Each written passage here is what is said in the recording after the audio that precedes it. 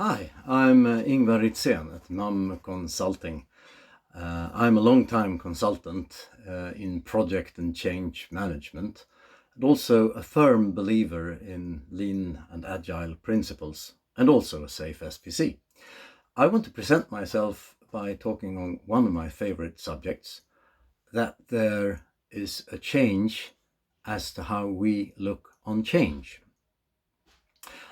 Up until recently, I think the dominating view on change has been around linear and plan-driven approaches, such as John Kotter's 8-step model and Adkar from ProSci. And these are not all wrong, but a new approach is emerging that is more iterative and that acknowledges that change happens in multiple interdependent dimensions, such as processes that may change, attitudes, leadership, organization, and above all, cultural do's and don'ts that tend to exist within an organization, but that can change as well over time. Practically, I think we should only attempt to make small changes, and one at a time, to one of these dimensions at a time, but to do several of the changes one after the other, and thereby driving change forward. Why?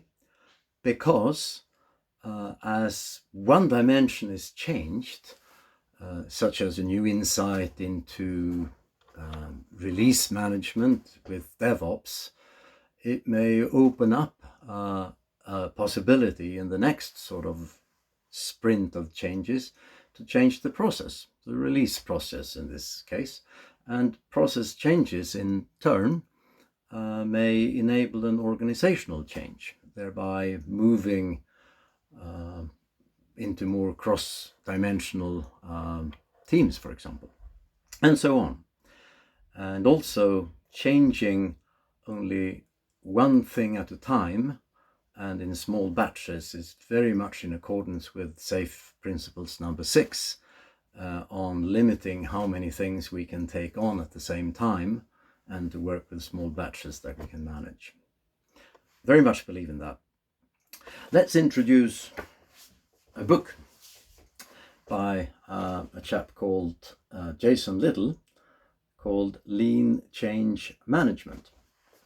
What this excellent inspirational book does is it marries together traditional change management models in that domain with lean agile principles on the other hand. Things like retrospectives, lean coffee, Kanban boards, and other kind of information radiators that we may use in our change management work.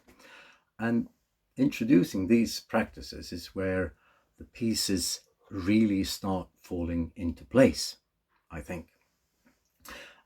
In the book, the core principle is to trust people involved in the change to take part in designing it, thereby co-creating the change, which in turn reduces the amount of change resistance that we would otherwise face. That's the base principle. And the proposed way in the book to work for all of us involved in change management is to continuously orchestrate a loop between three things. They're insights, options, and experiments. Insights can be any sort of insights into how the change is going. There may be new resistance emerging in one part of the organization. There may be new knowledge that has sunk in and so forth. And the options are the various alternative ways that we can find to move the change forward one step in one of the dimensions based on the recently made insights. And the experiment is the chosen option. the one that we are designing to implement in the next sprint, a small change to one of the dimensions that we try as an experiment and see how it works.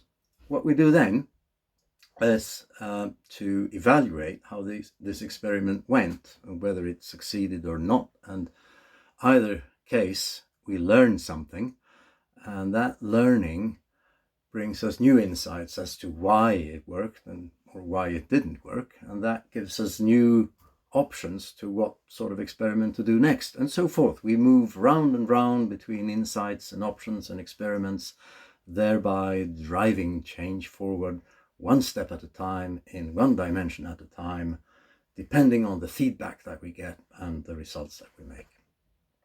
I think that's a great way of working. In summary, this blend of change management and lean agile principles, to me, gives a kind of a cocktail that is more iterative and less linear, and more driven by people's involvement and their feedback and their choices on what to do next, than it is driven by an upfront plan, which is what I think is the core of why I think the way we look at change has changed from what we did a couple of years ago. The benefits from this are pretty obvious.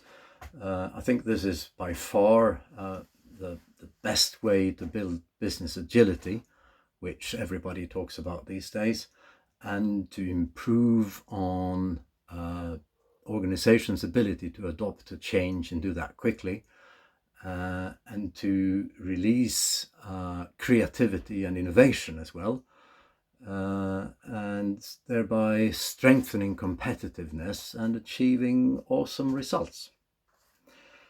So much for now. Do reach out to me if you want to explore this further. I'm constantly open to new opportunities to work with people who want to learn and improve on their ways of working and collaboration. Also look out here on LinkedIn for an article about the book, a book review, I think, that will come out shortly, or get yourself a copy on Amazon for a lot less than it could be worth to you. Now, go do some awesome experiments yourself. See you out there, folk.